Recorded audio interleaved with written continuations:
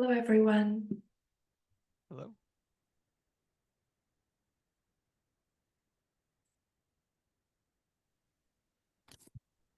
Hey everyone. Mic check. Hi, Josh. Hey, okay, it works. Good deal. Yeah, Hi I can hear Sean. you. Hi Josh. Hey, Then Hey, I was about to say good morning to you, Ian Feynman, but now I realize it should be good afternoon. yeah.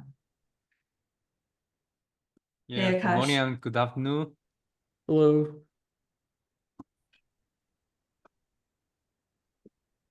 Akash, Ian Feynman, is everything okay in Seattle? I hear there's some weather, like storms and rain coming. Yeah, it's been an interesting time here. A lot of the power is out for a lot of folks, and street lights don't work, debris in the streets. Network has been flaky for me personally, and the power comes in and out. So Oh, wow. yeah, I don't know how about for Yi and Feynman, how they're faring. Yeah, for me, Unfortunately, go ahead, Yi. yeah, I'm gonna say that yeah, it's good here. Maybe it is downtown. So yeah, no power outage.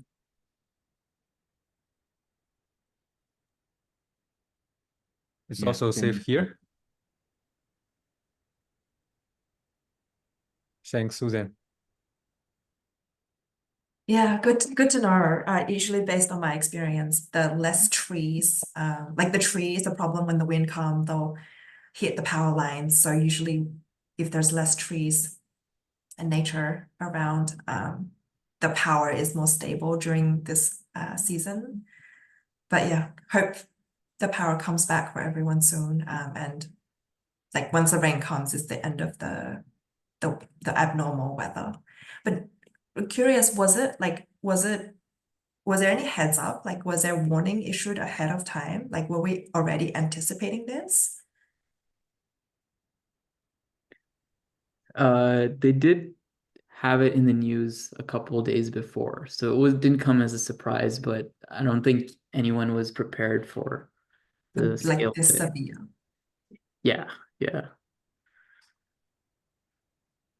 Yeah. So, good welcome gift to Feynman and Yi. Welcome to Seattle.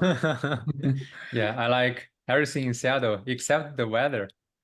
Yes, join the rest of us in that same comment.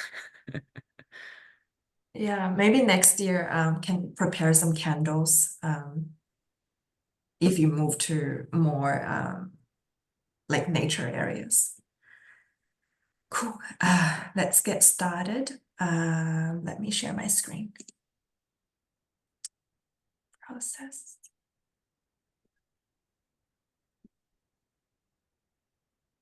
And- Okay, I believe I'm sharing the right window now.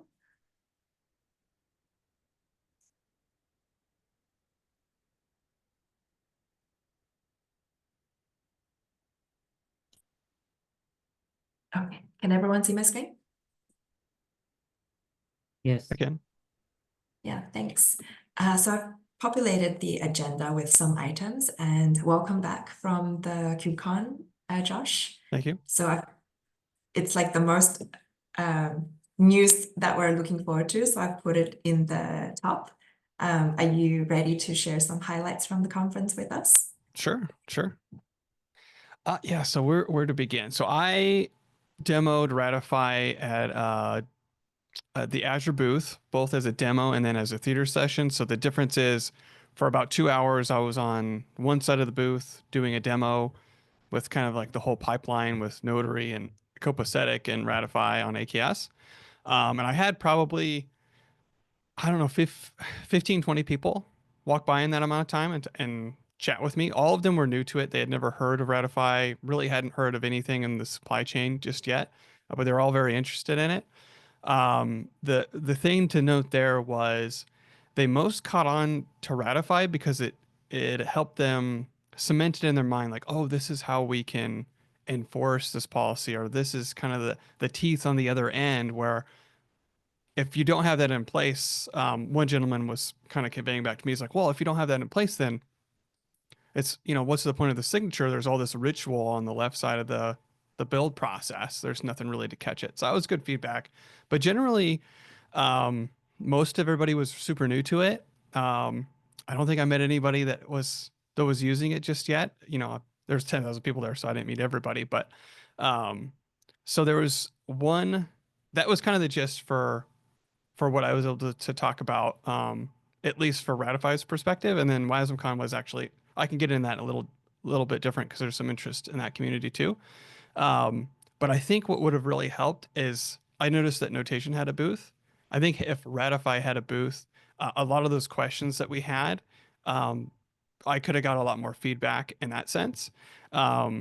Just from customers, because they'd see the Ratify booth, some would be interested, but then I would assume a lot of people that had used it, if they're there, would walk up and start talking. So I think that would be a good takeaway from the event is, like I could maybe talk to Toddy and see like how did the Notation, or maybe E or Feynman, more about getting a booth at those conferences. But I think that would super help. And I plan to be attending those in the future. So at least in the North America one. So if we don't have anybody in the States to kind of man that booth, I'm more than willing to do that. So we can kind of start those conversations. And I think we'll get a lot more detailed feedback in those one-on-one conversations with users. Yeah, interesting. It's I always had a question, like what's the percentage of Kubernetes user out there are validating their deployment against the policy? And what would you say, what is the current, like 10%, 20%? I'd say generously 10% from the people that I've talked to. So there are a couple people just in passing that I talked to, well, several I would say, but they're using Gatekeeper, but they're not using Ratify for the verification and stuff. So they're definitely using policy and they're checking things. So I think if you were to take some kind of policy implementation, that number would probably be 25, 30. But as far as worrying about the supply chain and like digital signatures and so forth, I'd say it's probably 10. Interesting.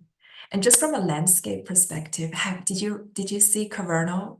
Did you see if they had a booth? I didn't see them, no. Oh, okay. If they were there, I didn't notice, but I Okay. walked around quite a bit, so. Yeah. Were there any other interesting talks around the secure supply chain? Well, I didn't get to attend too many because I was doing all the booth duty. There was Trivy. Trivy was there. They had a good presence. And I had to work around their GitHub issues for my demo. So that was fun. I went and actually looked up Akash's recommendations real quick. And there wasn't a ton.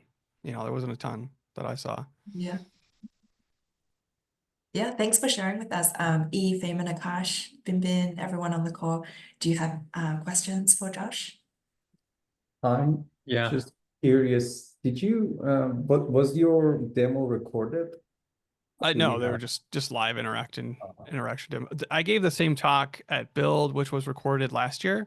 And I can send a link to that. It's kind of the same setup and workflow. Yeah, that would be great. Thanks. No problem. I'll get that right now, so don't forget. Hey, Josh. Yeah. Actually, we can submit a booth application to the KubeCon EU because, Ratify became a CNCF sandbox project 2 months ago. And now we are eligible to apply for dedicated booths. Awesome. If you want to go to Europe, London next year, I think we can have a dedicated booth for Ratify at that time. That'd be awesome. And also we are preparing for the CFP.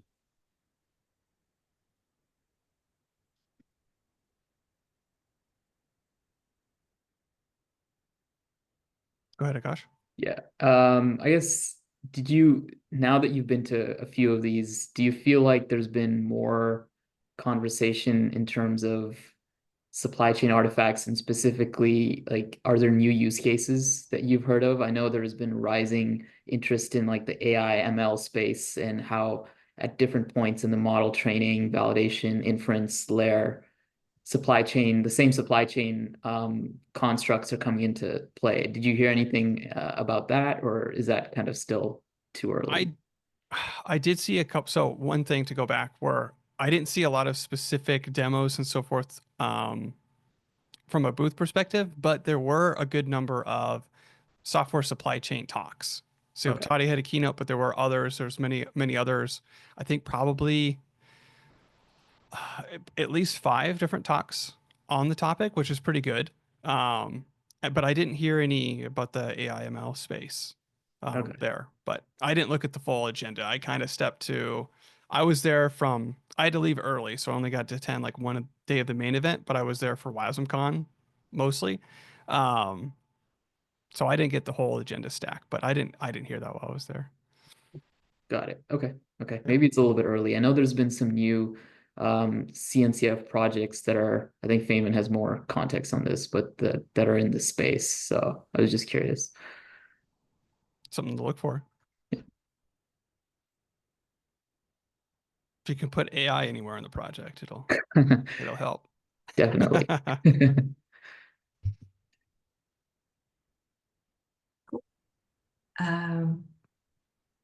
I see no hands up, so let's move to the next agenda. Thanks for sharing, Josh. Yeah, no problem. Yeah, the next item is Shram's PR on the Azure authentication refactoring for Ratify. Shram, would you like to run us through this? Sure. Do you want me to share my screen or? Yes, let me make you a host. Sure. The host isn't Yeah, I'm allowing. still trying to find the button to make you the host. Okay. Make host. Do you want to change the host to Shram? Yes. Thanks. Can everyone see my screen now? Yes, I can see. Cool. Okay, I'll start. So this PR basically proposes a kind of refactoring for whatever authentication we have with Azure in Ratify.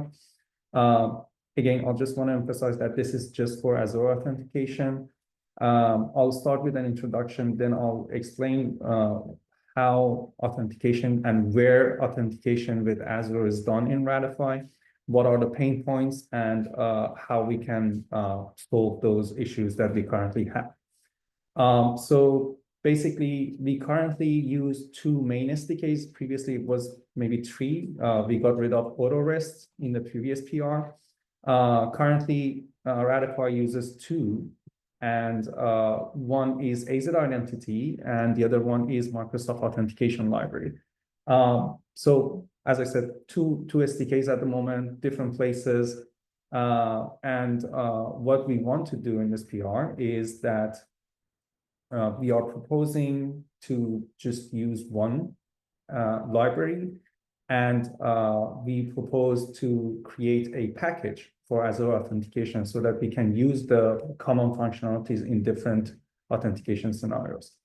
So I'll go to the next section. I'll explain where we do Azure authentication in Ratify and how it's done, like from a general point of view. One place is basically ACR token retrieval, and that's done through 2 main Go files. One is Azure Manage Identity, which is azureidentity.go in this path, and the other is Azure Workload Identity. And for Manage Identity, it uses the MSAL library, and it only needs client ID. For the first one, it uses AZ Identity. It only needs client ID. For the second one, it uses one of the functionalities from MSAL, and it needs both client ID and tenant ID. The other place is the key management provider and certificate provider. Again, they share a lot of similar code to each other, and they both use AZ Identity. Previously, they used AutoRace, so we got rid of that because it was deprecated. Now it's only using AZ Identity. So what are the challenges? As I said, multiple SDKs. This actually creates this issue that we need to maintain 2 code paths whenever we have an upgrade. And there are so many code duplication, both in like if you consider just certificate provider and well, certificate provider is going to be deprecated, but we still support that. That shares a lot of similar code with key management provider.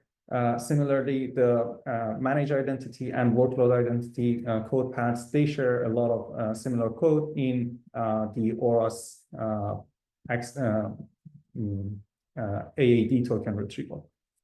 So the proposed refactoring is aiming to basically design a common package. As I said, we want to have one common package with all the common functionalities in one single place, so that we don't change multiple code paths whenever we need to change something. And we need to be able to infer the authentication type automatically based on the environment. So for example, when we are using Azure Kubernetes service and we are in an Azure environment, we want the system to be able to infer that it needs to use workload identity.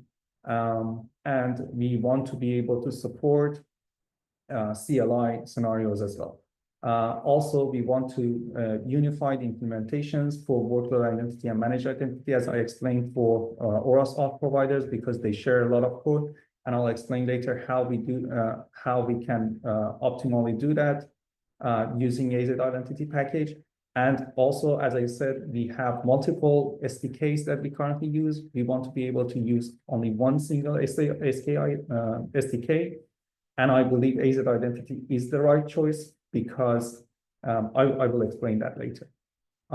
So the plan is to introduce a new package, as I said.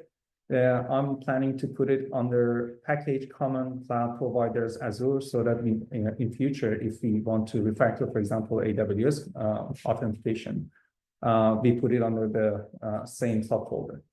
And we consolidate all the share authentication logic for Azure inside that package.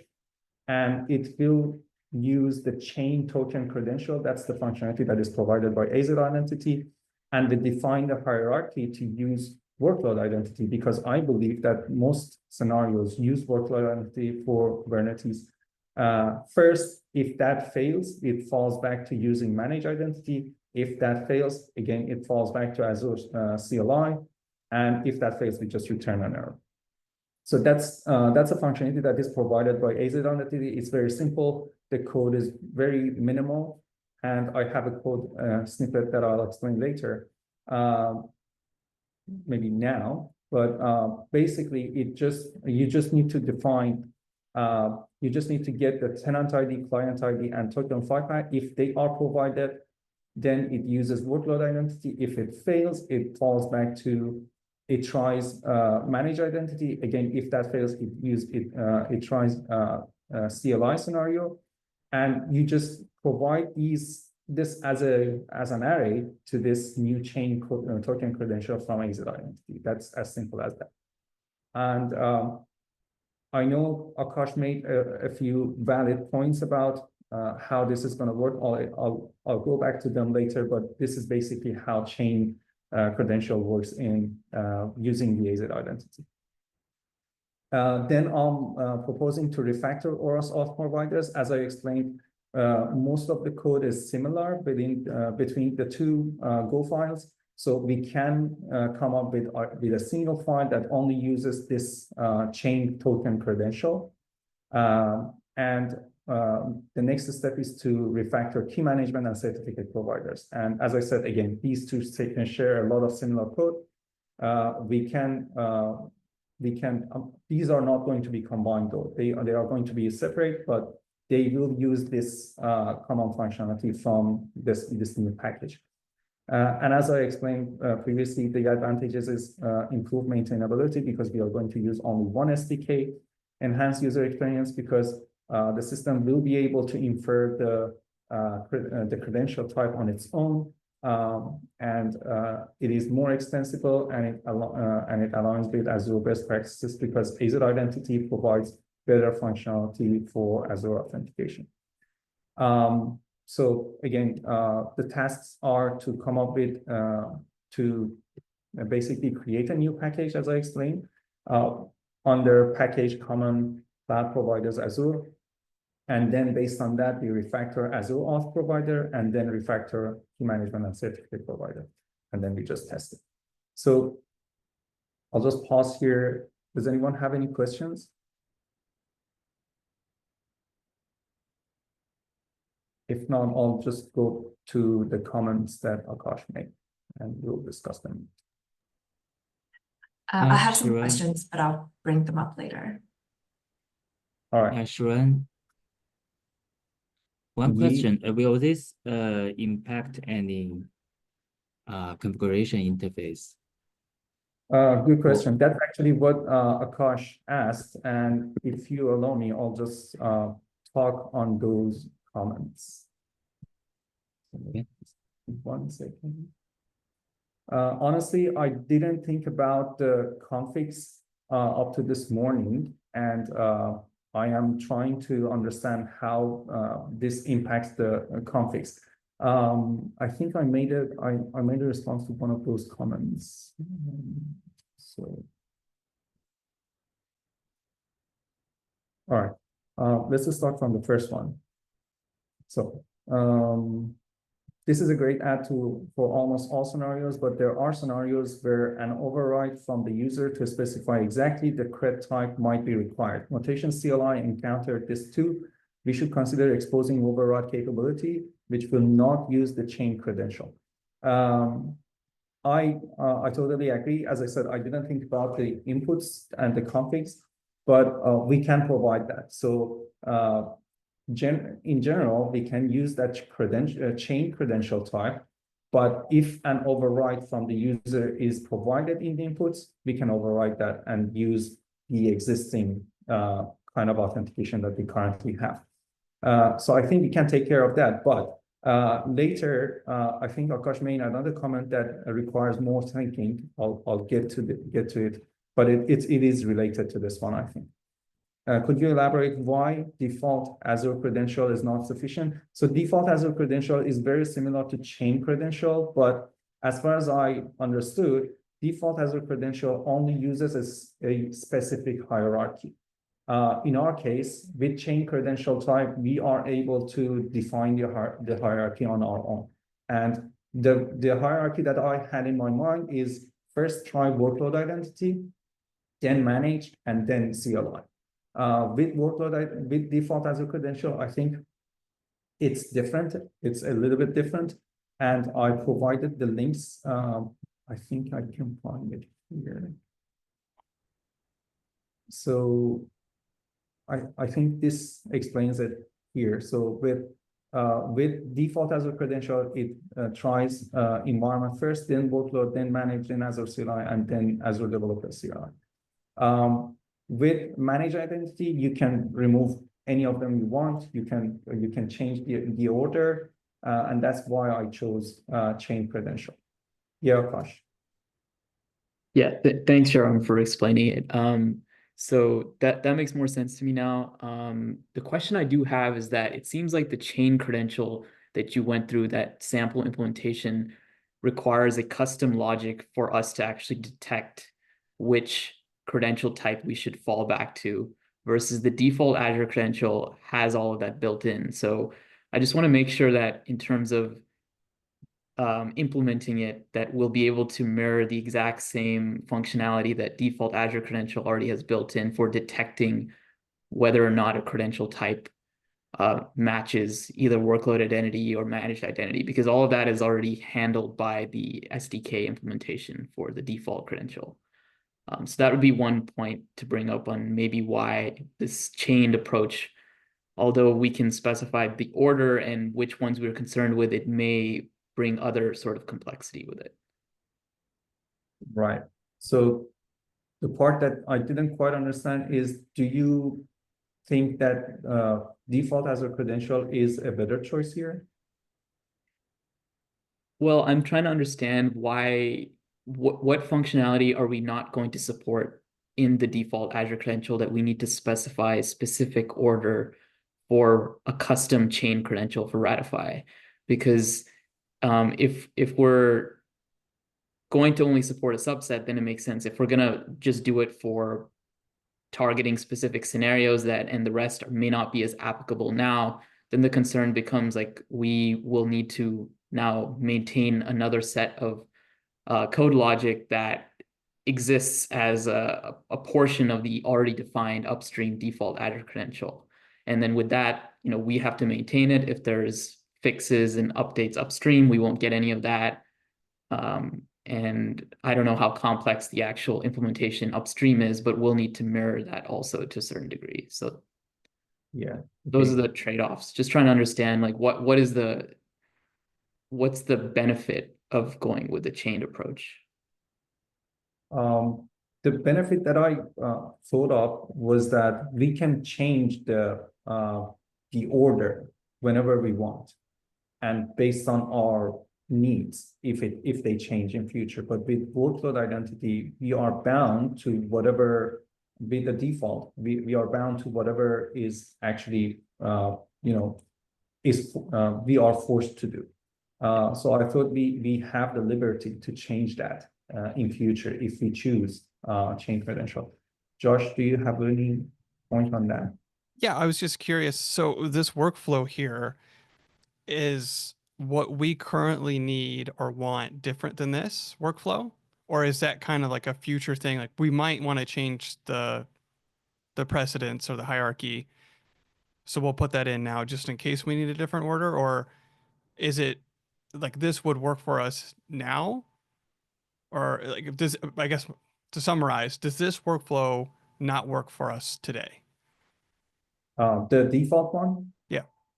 Yeah, I think it works for us because I haven't investigated this environment thing yet, but the That's risk just so basically- it's been a couple years, but I actually wrote this article. ah Yeah. good. Okay, Yeah. so you can explain better. Sure. Yeah, the environment just means environment variables. So if you were Right. defining like an Azure user environment variables or a workflow identity environment variables, which would just go to workflow, but if you're doing like SP or whatever service principal in there, that's what it is. So any wherever Ratify is running, this would be the pod. So if you put environment variables in the pod, it's going to grab that first, and then the workload identity and manage, and then if those aren't available, it'll do the AZ cred. Okay. I'm glad you found it. It's a useful doc. It's happy to. It's good to see your work still being viewed. I personally think that this actually meets all the requirements that we currently have in Ratify. I could be wrong though, but I think this is what we need right now. In terms of, does it change in future? I'm not sure. I was thinking maybe it changes in future, and that's why maybe we should have the liberty to change that. So chain credential is a good solution to that. But yeah, maybe we can have more investigation and discuss it as a team. Does anyone Because else it doesn't change the user interface, if we went with what's the default now, will we be able to switch to a custom one later? We definitely can. We just need to change the code. It requires code change, but I don't think the code change is even that difficult because the SDK is pretty straightforward. Yeah, cool. I think what I understood is we mostly prefer what is the provided provided library. And how does this tie into the override? Does the default Azure credential allow override? It's so by override, what's meant? Is it I think it would be, let's say that if you have a customer who knows, okay, I need to use managed identity, and if the current way the default credential cascades, it will accidentally go towards another one and fail. There's certain environments, I believe there were certain issues, especially on the notation Azure Key Vault plugin, where there were a few folks that ran into this issue. And so they want the ability to say, no, I don't want to use whatever default credential that checks in a certain order. I want to use managed identity only, or I only want to use Azure CLI, or I only want to use workload identity. So it would be almost like an override of the credential, not like a full replacement of it. So it's like a fork. Got it. What is that mainly because, well, notation's CLI, and so that CLI might have been used in a place where workload identity was available and they wanted to use some other auth source? Yeah, I believe it's along that line. I don't remember the specifics yet. I can dig it up, but I remember seeing that issue and there was a fix that was sent for that to enable that capability. So I think with this, how it would work is if you wanted to provide an override, you would have that override would have to pass in the environment variables, and then that would take precedence over the managed identity in the cluster. So say there was one available, if you pass the environment variables, it would pick that first. So that's one way you could, as long as the override matches this precedent chain, we can kind of cut it off at certain points. But yeah. I think the question is, does this, correct me if I'm wrong, but the question is, does this default Azure credential provide ability to override that, right? I don't think it does. Again, Josh, correct me if I'm wrong, but I don't think it does, but we can implement that logic. Yeah. So for example, let's say in OAuth, Azure Active Directory access token retrieval, we want to use managed identity. We can check if the override is provided. We can explicitly use this, I think, managed identity credential. And if that's not provided, we fall back to the default Azure credential. Yeah, that'd be the better choice. My question here is, how is that override provided? Is that something that we provide through the store config? What we need to decide the variables here, because honestly, again, I didn't think about the inputs, but that should be, I think, taken care of in this design guide, and we should think about how we provide those inputs in the resource. So right now, in our values chart, we have like OAuth managed identity enabled, OAuth workload identity enabled. Those flags are they're set default to false, and then if the customer want to indicate I want to use managed identity, they can set that to true. Would that be would we be able to continue using that same variable? Is that variable defined anywhere here? If you look at the Helm values file for Ratify, Akash had so we're currently on Aura Store. Yes. Yeah. If you go to the main repo and there's a Helm value, there's a map markdown with explaining all of the different values. Yeah. So in the charts directory in the repository. You mean it's not explained here? No, it's not on the website yet, although we should probably. Maybe. Yeah, maybe we should. So in the charts, Ratify. Go up. Ratify. And then the README. Yep. What's the name Scroll again? down, there's a big table. Managed identity. Yep, this one, Yeah. right? Yeah. Oh, okay. Yeah, we can basically use this. And if this is provided, then we also expect that, like, for example, I think for managed identity, you need to provide the client ID, right? And from there, as I said, we can implement that logic to check to get the managed identity. And if this is set to false, then we can fall back to the default Azure credentials. Does that sound like a good solution? We'll have to think about these like setting it to false. What's the customer intention? Like false versus no value provided, it could be different intention. But yeah, like at least we have some values in our home chart that we can probably reuse. One question is that this value was set up when we deploy the Ratify, but the customer can, like, for example, update the workload identity or manager identity after that. So maybe that's not the only truth for for the auth provider. Yeah. Yeah. True. I think this ties into another comment I had left on the PR in terms of how we're going to introduce this. Are we going to introduce this as a separate auth provider, and what is the path to either deprecating the existing ones, or are we going to update the fundamental implementation of each one of them to use this, but from a user experience point of view, it's still the same where they're defining the different types of auth provider. So yeah. Just everyone is on the same page. This is the comment, right? Yeah.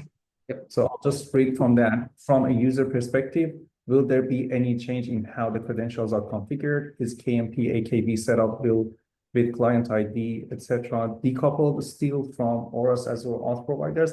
That's a very good point. So this is my understanding from it. I think there are a few alternatives here.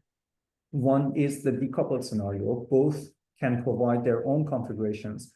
And my question here is, I wonder how the chain credential or the workload, the default Azure credential should work in this case. For example, if both are defining the client ID variable, which client ID is set in the environment variable?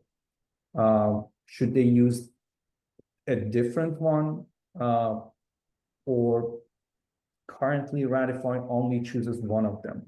How it works right now, I'm not too sure about that yet. The other one is the coupled scenario. The configuration that is common to both is extracted and placed into a separate resource to represent both.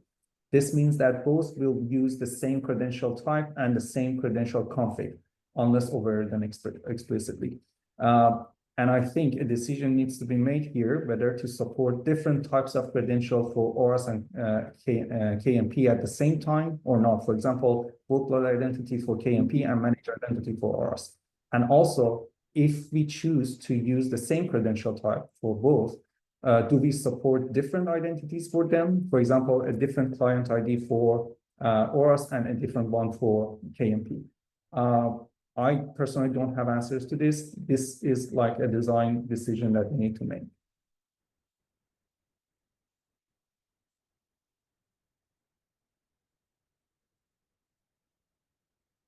Any recommendation on setting these?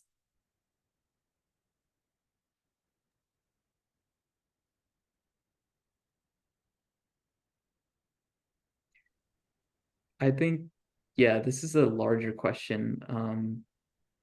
My opinion would be that we should probably have like a pro-con list for each of the approach. And then based on that, we can maybe have further discussion. Susan, I don't know if you have thoughts on it, Josh. Would there be a scenario where we would want multiple identities for the different components in Ratify? Because from a Azure architect's perspective, it's typically the resource has an identity, whatever it's managed, its workload, whatever it is, and then all permissions that resource needs to access in Azure are provided through that. So I'm just trying to think if there's a use case where we want to have multiple identities, like here. Okay, so KMP has an identity and it's only locked down to getting certificates or whatever. And then like what would ORAS need? Maybe to ACR? Is that what it would need access to? Yeah, I think there would be two scenarios. One would be if someone does resource specific isolation, so ACR versus AKV, those are two separate concerns with different RBAC permissions for each.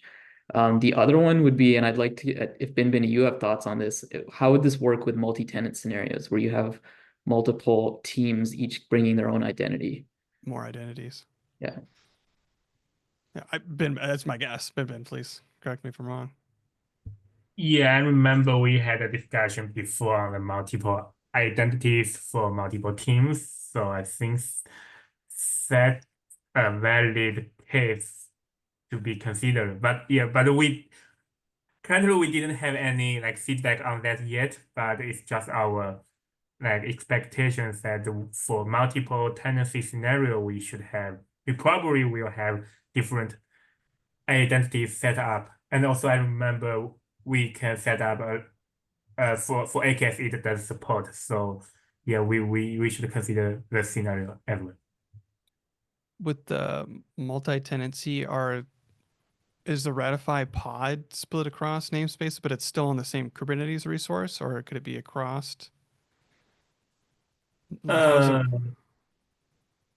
it? It's still on the same pod, but we can assign multiple identities to the Ratify Gotcha. pod.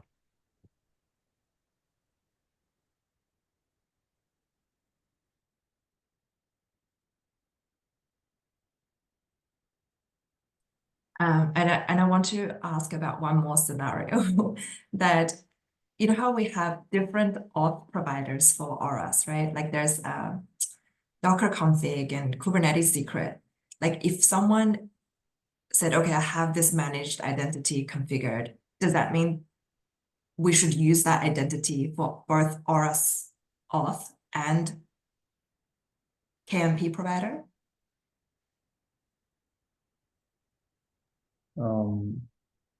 I think that's the question I asked here as well. Like, I'm not sure. That's a decision we need to make. I Yeah. personally think that since we are providing that functionality in two different places at the moment, we need to be able to keep that. So we should be able to have a different identity. At least we should be able to do that, to have a different identity for Auras, accessing ACR, and for KMP Key accessing. vault. Yeah. Oh, okay. Again, Yeah. I'm pretty sure it works because we have it in the code, but I don't know how. Like if we are specifying two different client IDs, one for Auras, one for a KMP, which one is set as the client ID environment variable? Is it set for both of them in different times so that they can choose a different client ID? Like, I don't know, I haven't tested this, how it works. What, Akash, correct me if I'm wrong, but so the client ID would probably, I would imagine they're specified in the install, the config, and then, so there's no true environment variables, I don't think, within that scenario. You know, like they're not putting environment variables on the pods with the client ID. I don't know actually how the client ID is, but once a client ID is passed in, it eventually goes to credential, and then that's what's going to tie it to the identity for that particular token.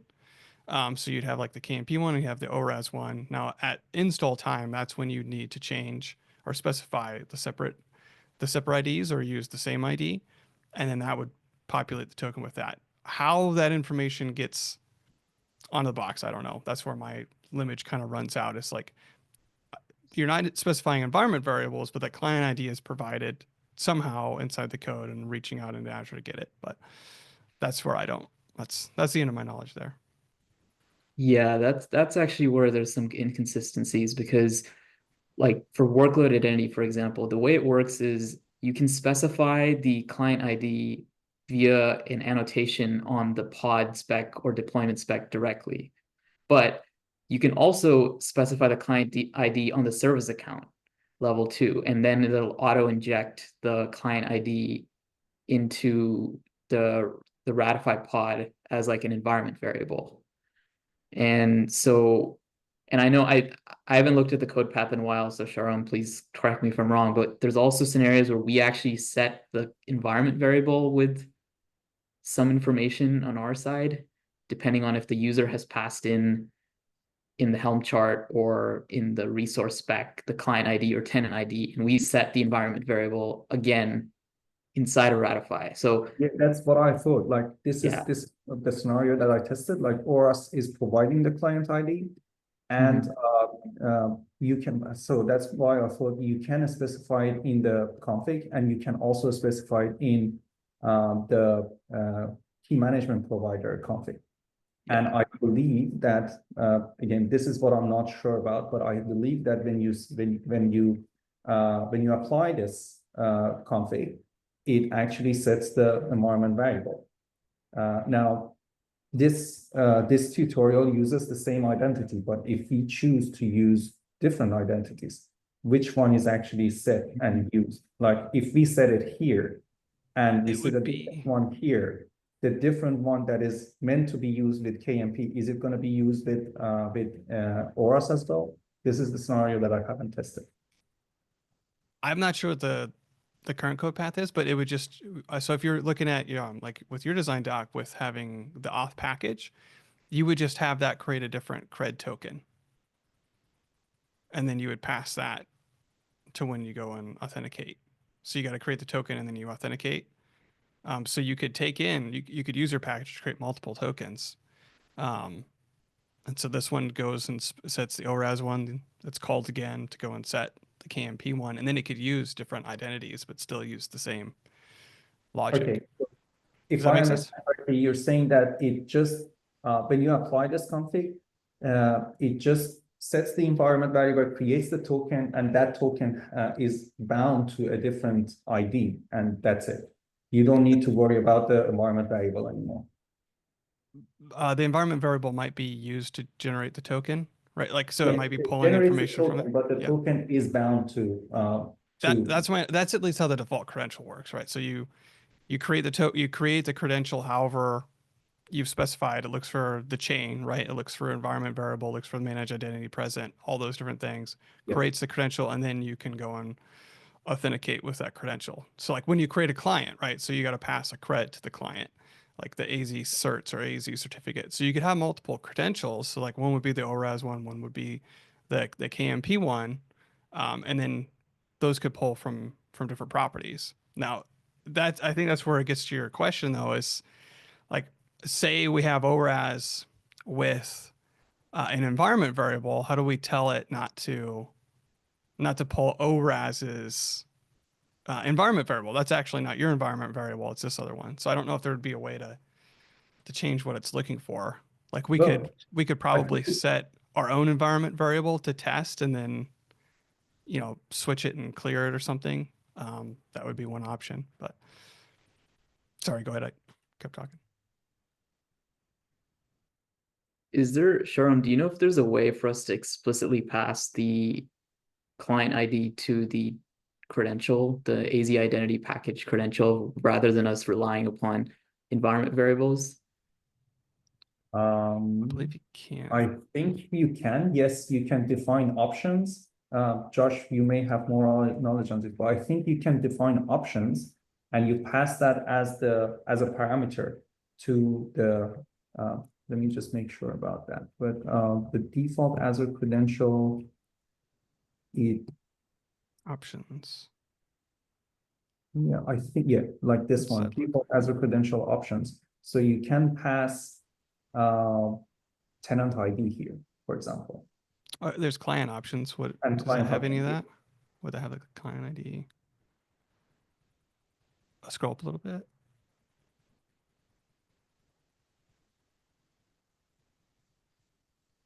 No, but I think I Yeah, saw click that. I think there's for the there's chain one. client options.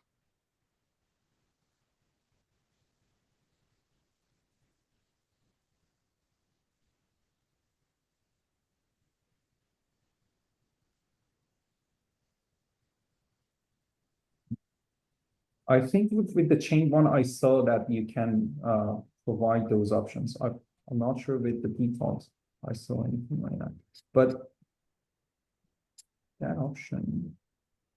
Well, just give me 1 second. I think I saw that somewhere. But basically what I was just getting to is if we can decouple the environment variables from us, like Josh is saying, minting the tokens for then how the client ID is specified is kind of opaque to the library. And then we can be sure that we are making sure which client ID we're passing to it, depending on the context, versus us not understanding if it's one component overriding environment variables. I think if we go back one step, not sure if you have in front, but if we go back one step, I think what happens is that first, what happens is that first, when you apply that resource,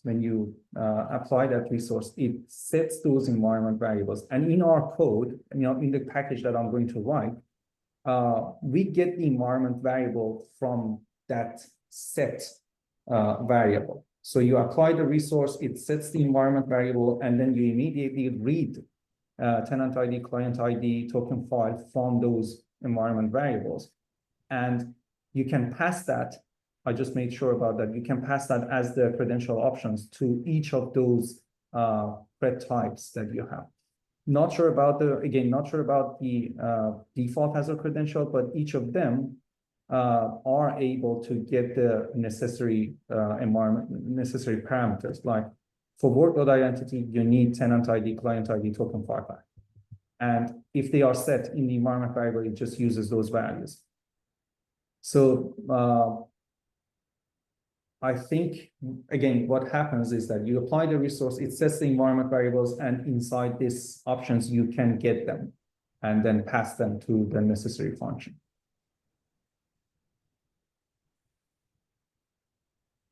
And as I said, for manage identity, you just need the client ID. And again, this code snippet, it gets it from the environment variable. This is probably requiring more thought, more thinking, but yeah, I think the more important question is the one that that you asked in the end. I think if we can provide an answer to this, come up with a decision here, then the rest of it can be handled accordingly. Well, if the default credential doesn't have a way to specify, like to pass in those different options to change, to basically point it away, like, no, that's not actually your environment variable, ignore it, because it's going to use a default one, I believe, like a predefined environment variable name. And then you've got a pretty good case for the other client. But yeah.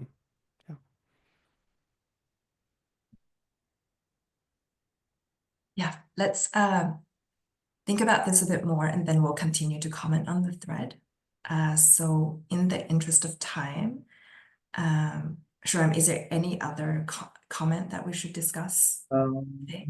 There were a few more comments. I can quickly go through them if we have time.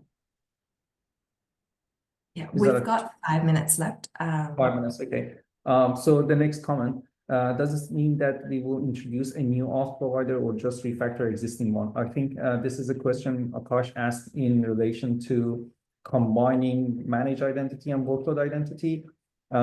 So I think we are going to combine them together. And if we are going to override that, as I explained previously, we can just add a logic to check if, like, for example, that flag is already provided, enable manage identity, for example. If that's the case, we can implement a different logic within that combined file instead of having two.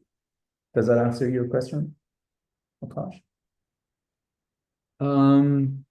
Kind of. I think that answers it from an implementation point of view, but I think I'm trying to understand how are we going to, like, what is going to be our timeline and deprecation strategy? Because the underlying implementation, we can just change the code to use the default credential and override depending on whatever scenario, if it's workload identity provider or managed identity, but the configuration is still going to be two separate paths, right? The user is not going to really be dealing with, because the existing way we've separated them as two separate auth providers. So their existing configurations, documentation all point to them as two separate things.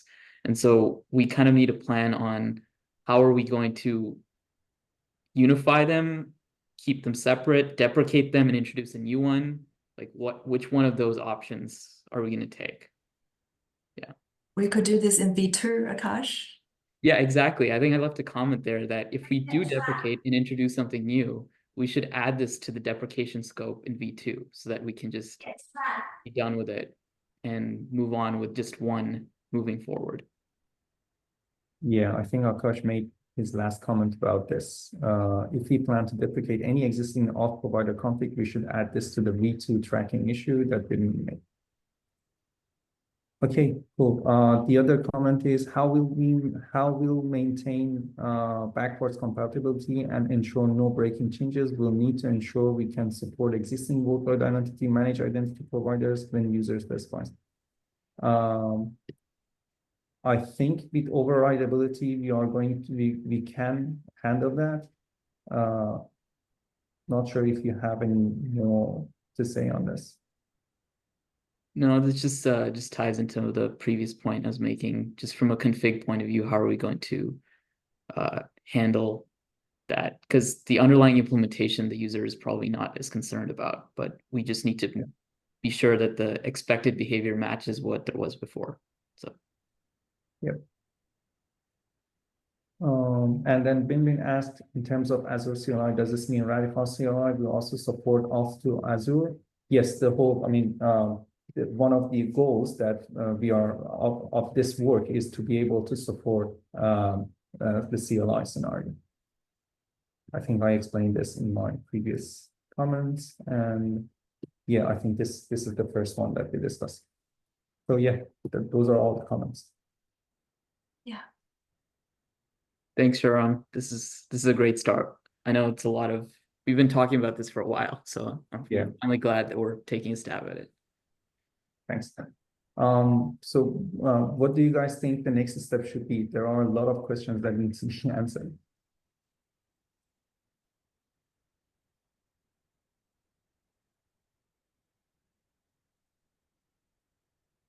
I think the big question here is the user configuration and how to implement the changes in a backwards compatible way. So I think we should tackle that one next. Okay, I'll think about it more, and I may need to reach out to different people in this chat to understand it better and come up with a better solution for this. If you have any like super detailed questions about the AZ identity, Akash, you might know the individuals too, but I think I still know some people that work on the Go SDK. So we can get kind of a direct link. If there's like detailed questions you have. Since you said that you wrote that document, I think we should just go back to you. I don't know all the things. I wrote it. I just summarized the work of other great engineers. It's great. I didn't know that you wrote it. It's very elaborate. So, Oh, well, thank you. Thank you. I'm blushing. All right, back to you, Susan. I'll just stop sharing. Thank you, Shran. I think 1 minute to wrap up. We have the V2 branching strategy discussion. Binbin, maybe we can move that one out to the PR review meeting. Does that sound okay?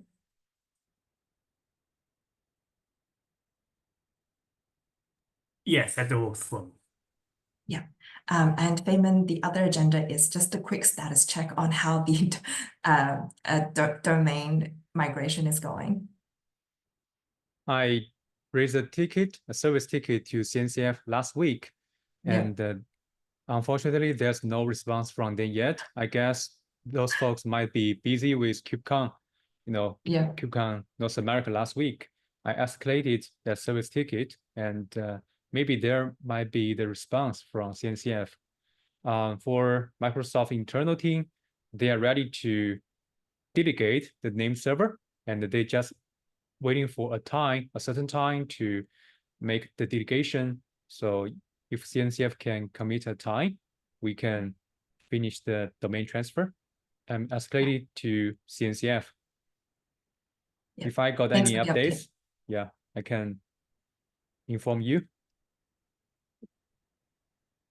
Yeah. Go ahead. Last Nathan. but not least, I also asked the Alibaba team to raise a pull request to add their adoption to Ratify adopter list. And they committed that they will raise a pull request this week. And also they will review the V2 design scope on Bingbing's pull request. Yeah, that's great news. Yeah, please you, Vinny. hold on that pull request and do not merge that before any comments from Alibaba Cloud.